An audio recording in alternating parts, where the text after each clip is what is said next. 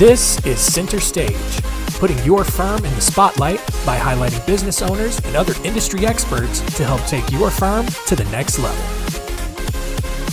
Hey everyone, back to Center Stage this week. It is part 2 of our conversation with Emily Wingfield on the Enneagram. Last week really started with just some broad overviews, some explanations of the Enneagram. This week in the part 2, we're really going to talk about how you can incorporate it into your business and some things that we've done here internally at Spotlight Branding to keep it top of mind with our team and how much it has helped us.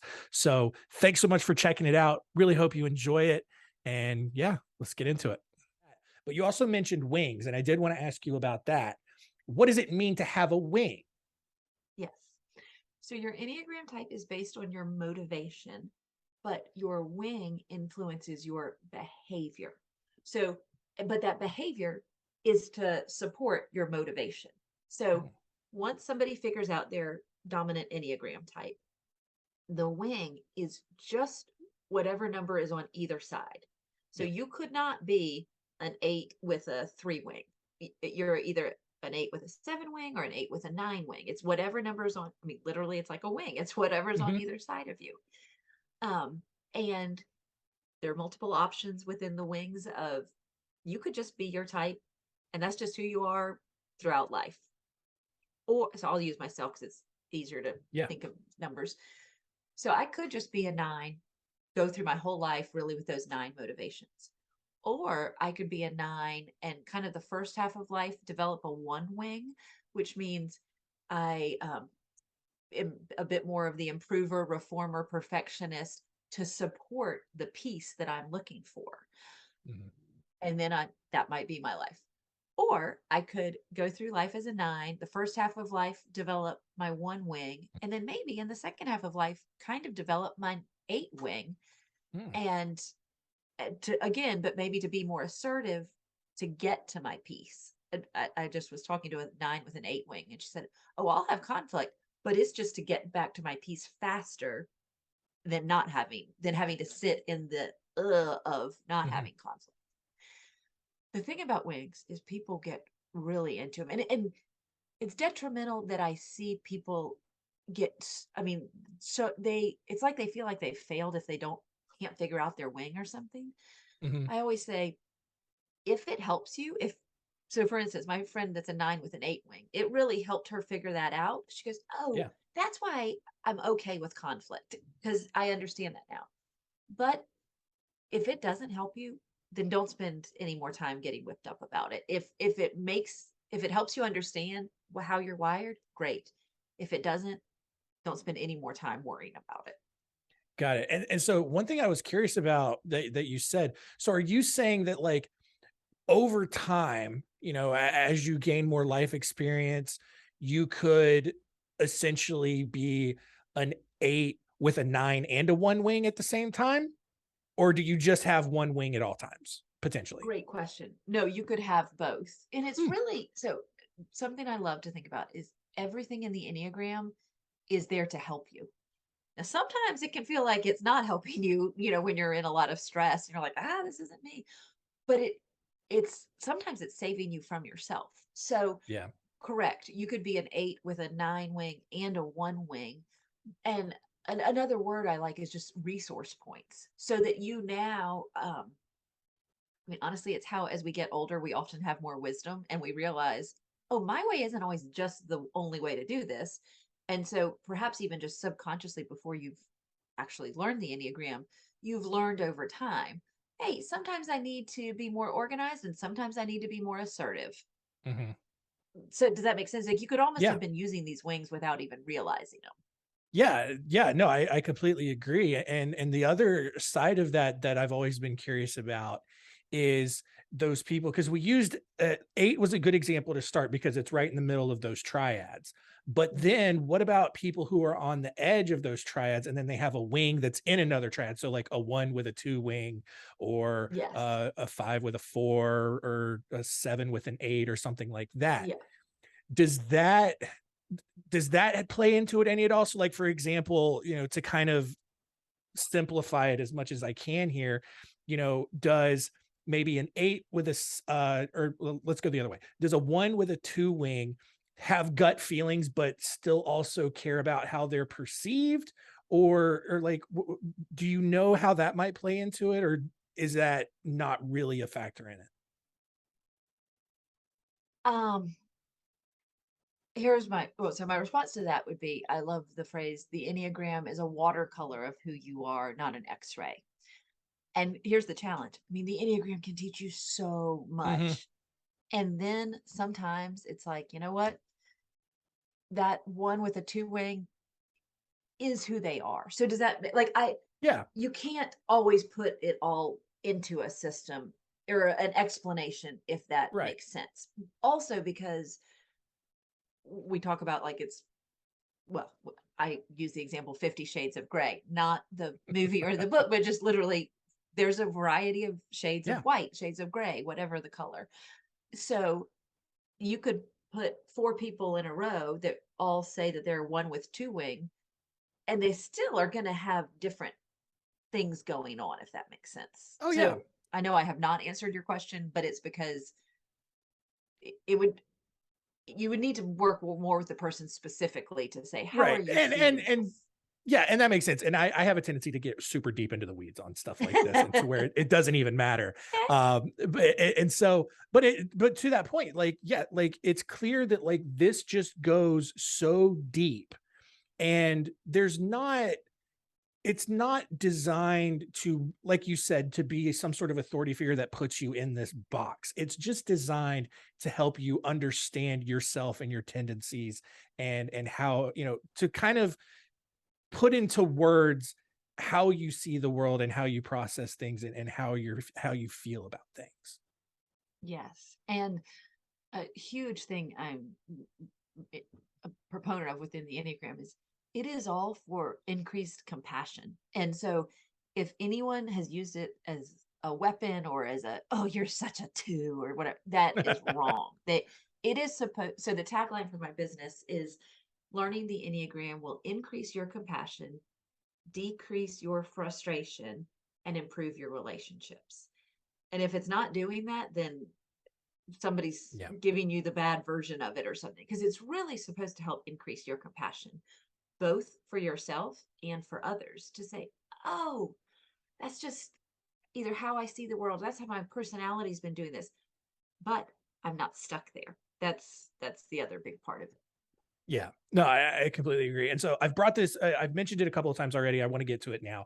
Another aspect of the Enneagram, just adding layers to it, is especially, for people who may not have seen this, kind of the way that Enneagram is symbolized. It's a circle, and then there are just different lines pointing to different numbers.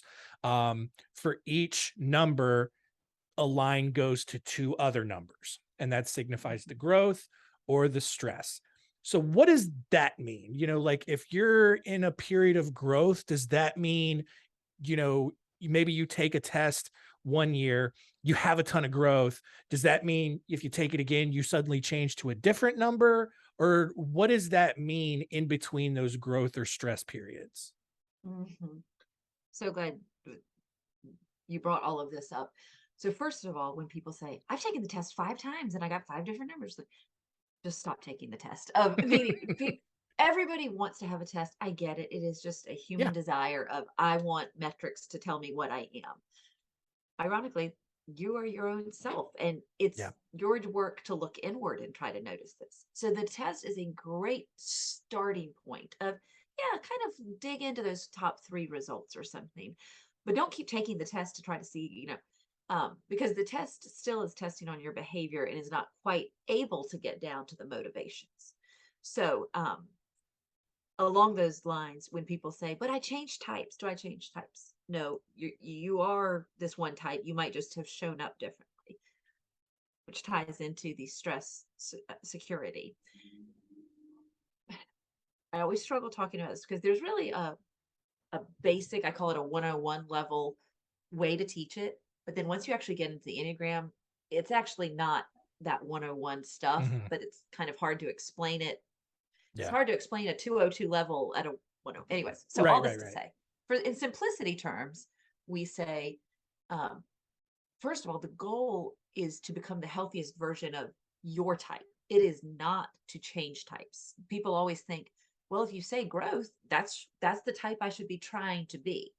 No, it means I think security is another good word to say for it, because it's Hmm. really just when you're feeling secure, you might, or you could take on um, kind of the feel of a different type.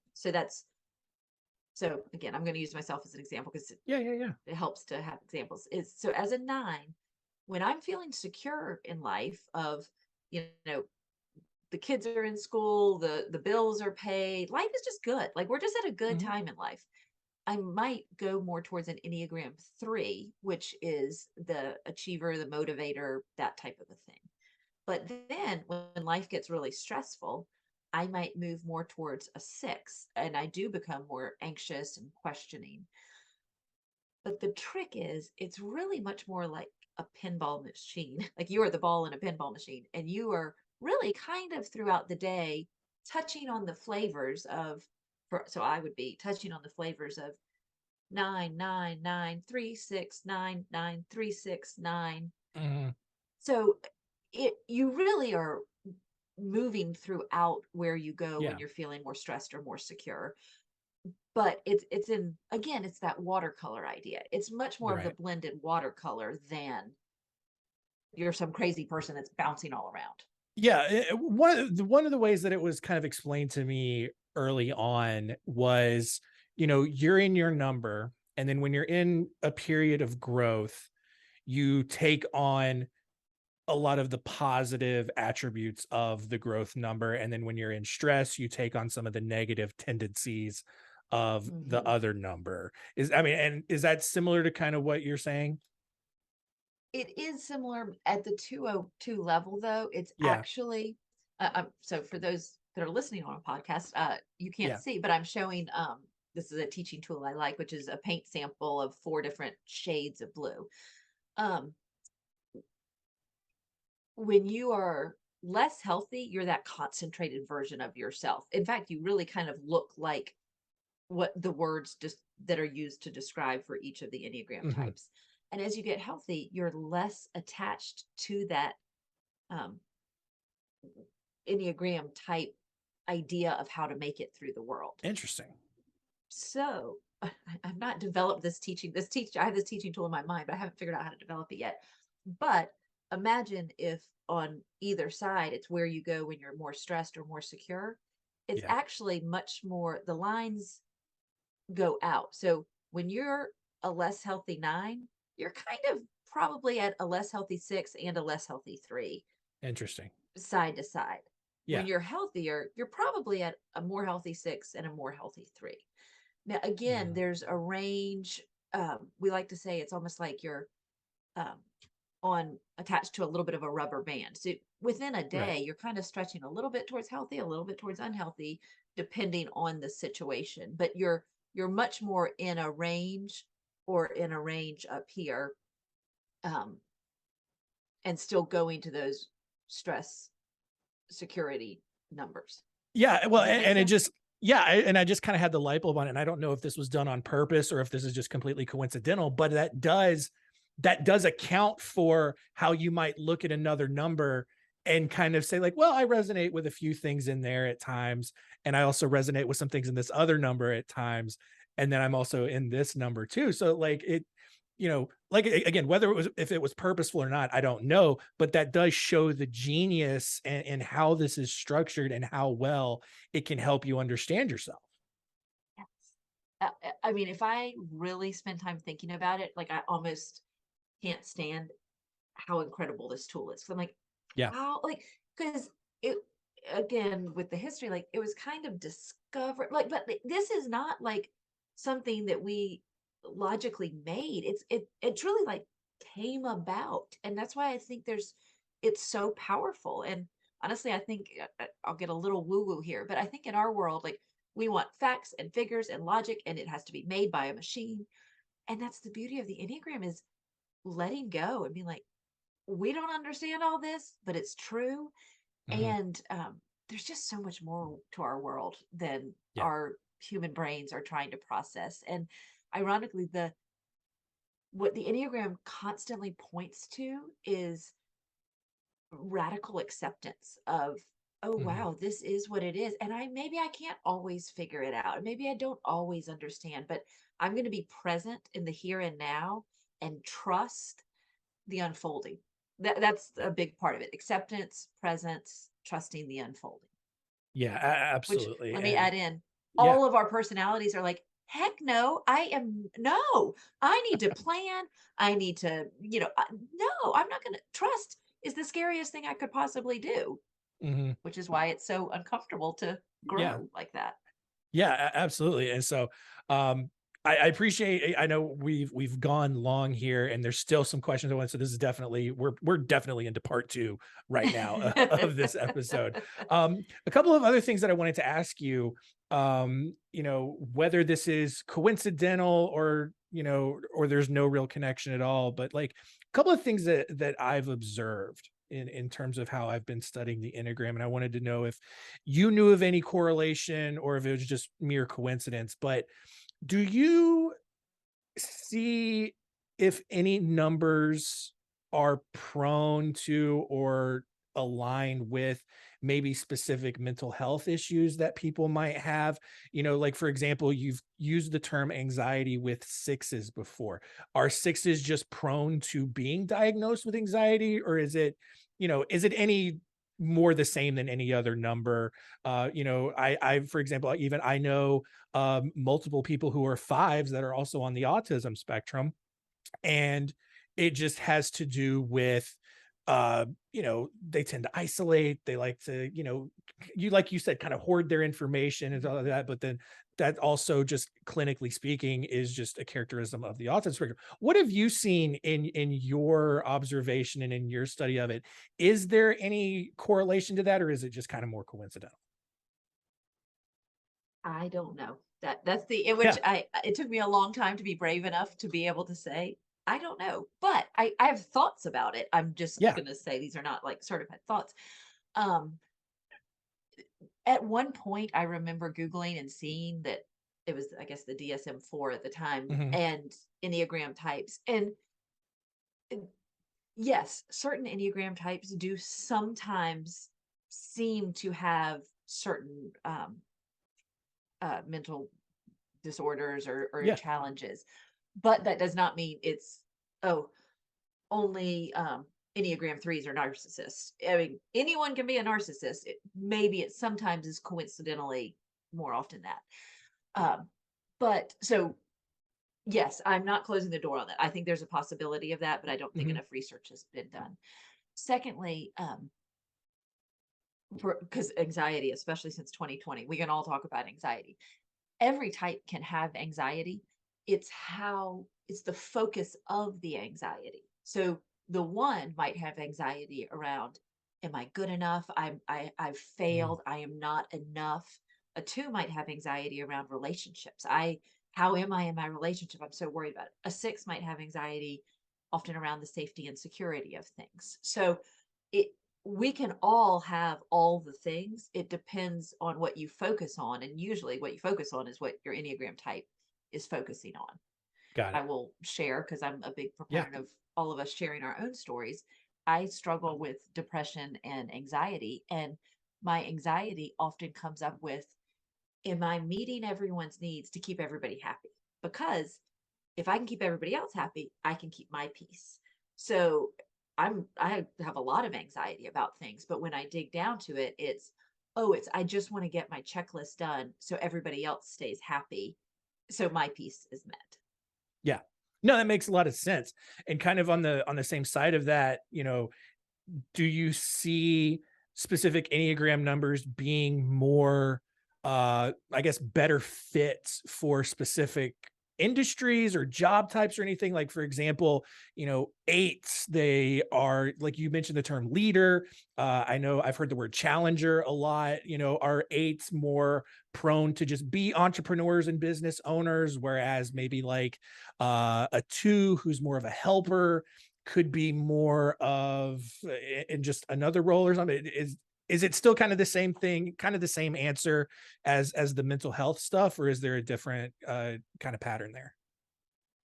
Um, I do think certain types are just naturally better. I think all types can do all things, but it's Yeah. how easy does it come to you? I recently met an Enneagram 7 that is an accountant.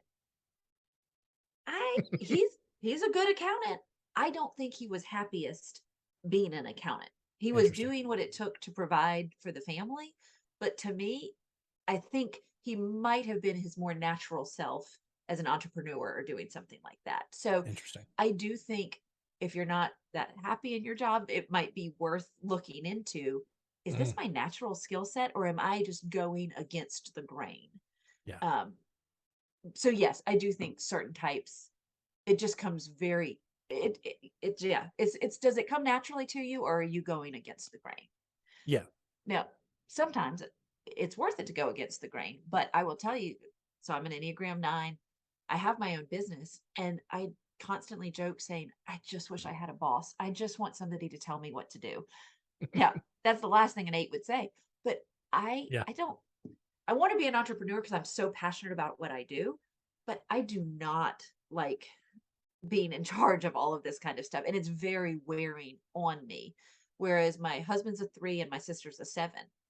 They would love they're like, it's so easy, just anyway. So but I think that's helping me grow into a more whole person. So Yeah. No, I totally get it, and that makes a ton of sense. And so, to kind of start to wrap all of this together, one of the things that I definitely wanted to hear from you, and something that will absolutely directly impact our audience here. Not that nothing we've discussed so far hasn't, but how can a business owner take the Enneagram and integrate it into their business, into their firm culture, and start using it as a tool, whether it's team bonding or even just part of core values, or just in general as just part of a main piece of their firm's culture. mhm.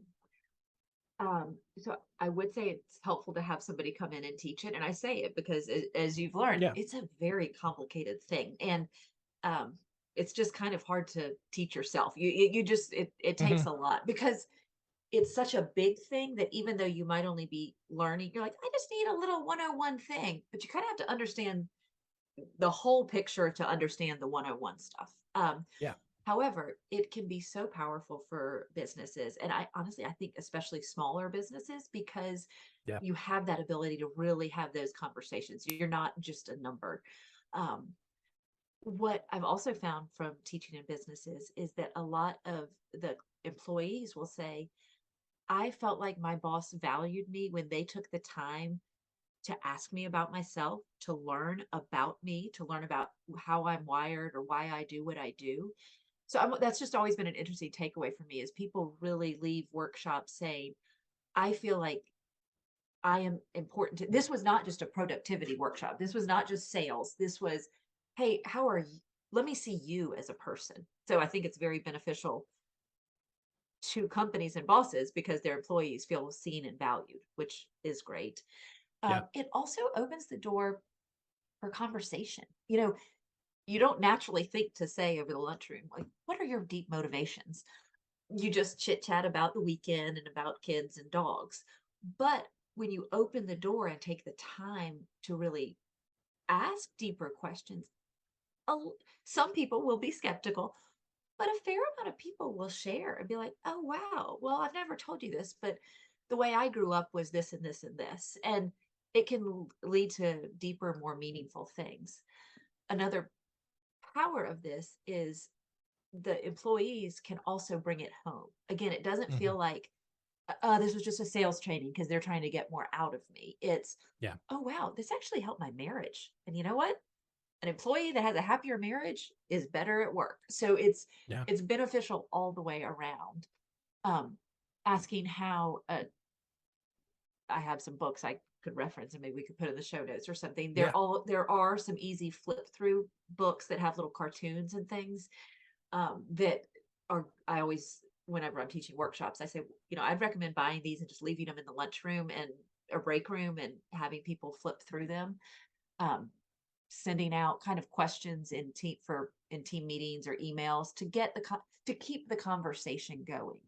Mhm. And then the reason it's powerful is if you can learn how you are wired and then learn how other people are wired, if it's kind of an easy situation, you can try to flex to how they are. So for instance, if I know someone is a 3, 7, or an 8, I just try to email them in bullet points.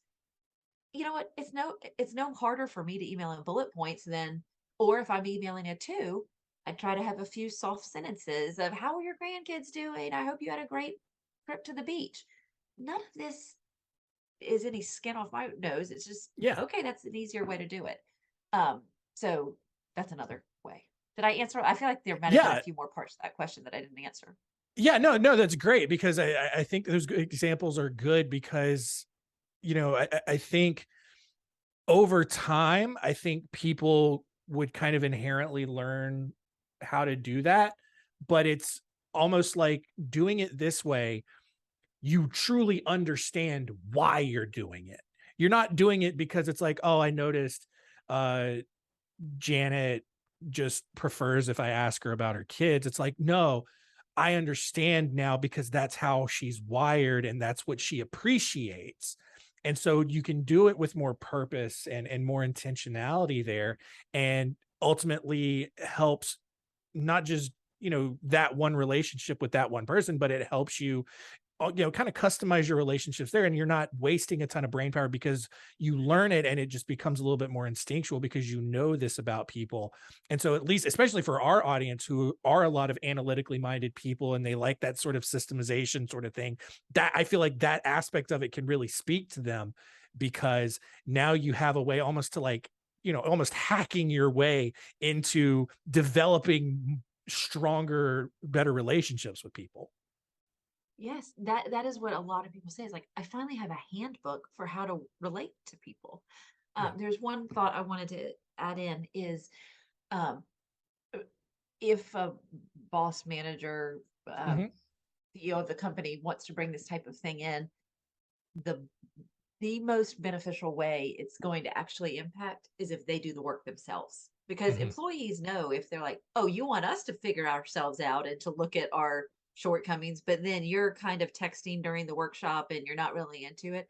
So the when all the workshops I've taught, the companies that get the most benefit out of it is when the leader is all into it. And interestingly, it's when the leader shares from a place of, so I am very comfortable with the word vulnerability. Mhm. My husband is an Enneagram 3, and he's like, that might as well say, here's a target on my back, take advantage of me. I am weak. He said, Yeah. Emily, the word vulnerability to me sounds like weakness, which Yeah. is fascinating because to me, I'm like, oh, it's beautiful, it's connection. And so Yeah. all this to say, if vulnerability does not sit well with you, it's I guess you could say deeper sharing or something, but Yeah.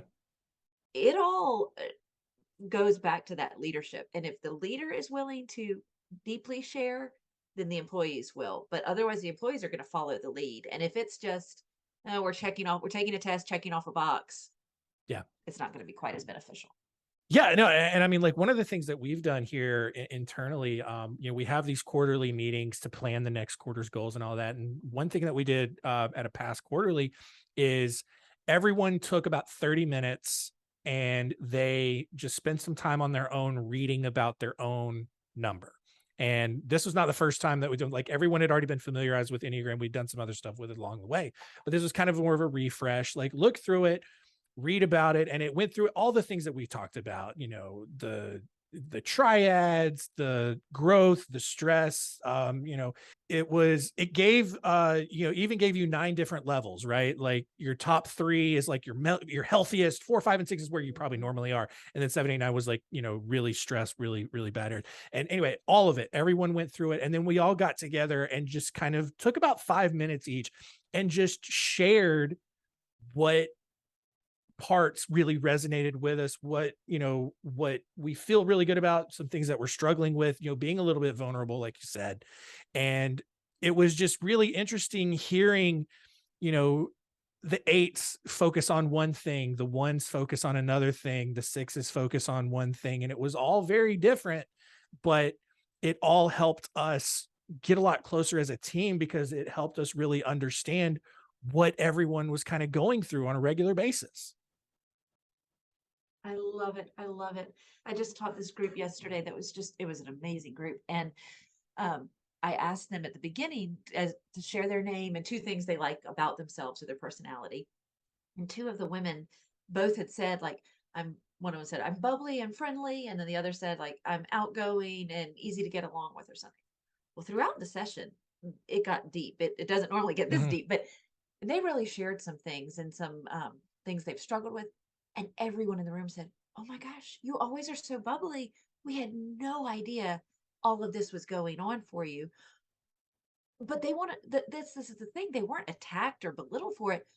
The team came around them and said, "You don't Yeah. need to carry this burden on your own. Please tell us when you don't always have to be the bubbly ones. On down days, just tell us you're having a down day or different things." And so yes, we sometimes think we might know people, but it's not until you give people the time and space to say, and it's safe. It's a safe space to say, Yeah. share what else is going on. I really am interested. And then often people will have that kind of stuff come up. It's so Yeah. powerful. Yeah, absolutely. And so, look, I cannot recommend exploring this enough for, like you said, especially for smaller businesses where you have a smaller team. You're around the same people every single day. You know, if you're in a big law firm or a big financial firm, you may see different people every single day. But man, you're in a small team, even like 12, 15 people. You're seeing those people every single day. You're in meetings with them every single day. It would benefit you and everyone else so greatly to just understand each other better and really understand how people process things and see the world.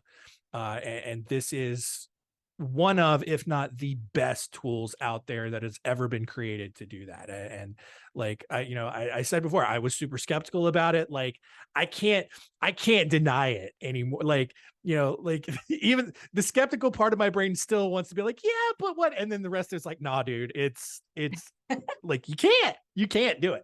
So I really do appreciate how can people learn more about you and reach out to you to potentially get some help in building this up with their firm? Yes, yes. So the best way is my website, which is enneagramwithemily.com. I'm going to spell that because it's a funny word. ENNEAGRAM with Emily.com.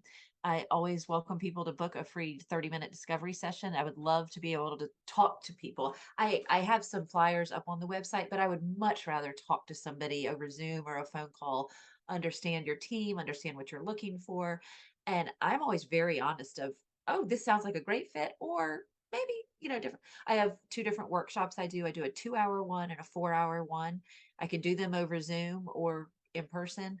And it's just so transformational. It's really great. And I also do one-on-one things because I know this is a business Mhm. podcast, Yeah. but it's really helpful in personal relationships as well, and really just becoming the healthiest version of yourself. It's incredible what taking 1 hour a week or something just to notice yourself, and Mhm. it's amazing how fast that you can start seeing change and results. Yeah, absolutely. And you talk about, how, it's really important for the leadership to bring that down to the team. And so, I mean, I would say that it would probably make more sense for if you are the business owner, start with that one-on-one first, get into it, really understand it, and then bring it to your team, have the team sessions, as a part two to that. And so I highly encourage you to check out all of Emily's stuff and potentially work with her to get it introduced. And I'm also happy to show some other things that we've done here internally at Spotlight Branding that we've done with Enneagram, if you have other questions about that. And so, gonna wrap up here. I'm gonna put you on the spot real quick. Mhm. I've dropped a couple of hints. I feel like here and there. Um, I think I even eliminated one or two numbers off the bat. But if you can tell, what number do you think I am? So let me add in, you're really not supposed to guess other people's types, but John had told me this ahead of time. And just for fun, Yeah. I'm wondering if maybe there's some 5 or 6 within you. 5 with a 4 wing. Okay. Okay. Nailed it. 5 was what was really coming up for me, but Yeah. sometimes a lot of 6s can look like 5s Mm, depending on it. So yeah. interesting. Yeah. Well, you nailed it. So clearly, you know your stuff. So love it. So one final question for you before we finally wrap up here is if you had one final piece of advice for our audience, what would it be? You can change. You are not stuck. You have so many choices that you don't even realize you have, and it's so worth it. You're with yourself the rest of your life, so taking the time to get healthier. Um, life, if you don't feel like life is great right now, life can be better, and it starts with you. Awesome. Love it. Yeah. Nothing else I can add on to that. I think it's a great way to end up here. Thanks so much for all of your time. This is the first 2-part episode that we've done here on Center Stages because there's so much that I wanted to cover. So yeah, over, I think, close to 150 episodes and finally got into a 2-part series. But yeah, like that just shows you like just how interested we are in this and how important that we think it is. And so I appreciate you hanging out with me for all of this time here this afternoon as we recorded. We started in the morning, now it's in the afternoon, but thank you so much for joining us. And thank you all out there for listening. Please leave a rating and review wherever you are listening to this show from. It really does help us out. But that's going to do it. Emily, thank you again so much for all of the insight and all the stuff that you shared.